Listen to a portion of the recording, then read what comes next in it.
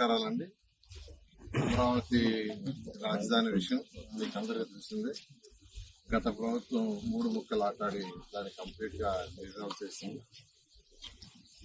ఏ రాష్ట్రానికైనా ఒక రాజధాని ఉండాలి, కానీ ఈ భారతదేశంలో రాజధాని లేని రాష్ట్రం ఏదంటే మన రాష్ట్రమే. 2014-19లో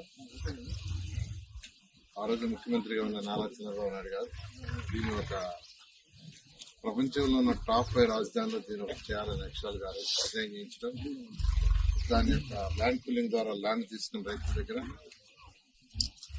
దాని టెండర్లు దాదాపు 43,000 కోట్లకు టెండర్లు ఇచ్చాం. వాటి స్టార్ట్ అయినాయి. కొన్ని రోడ్లు అయితే 2 లేయర్లు 3 లేయర్లు అయిపోయినాయి. అధికారులకు కావాల్సిన బంగాళాలు కొన్ని అయితే ఆల్మోస్ట్ 90% అయిపోయింది. ఎమ్మెల్యేలు ఖాళీ. అదేవిధంగా సెక్రటరీస్, ప్రిన్సిపల్ సెక్రటరీస్, మినిస్టర్లు, జడ్జెస్ బంగాళాలు అయితే ఈ విధంగా స్ట్రక్చర్ అయిపోయింది చాలా వరకు. కానీ అవన్నీ కూడా ఆపేయటం,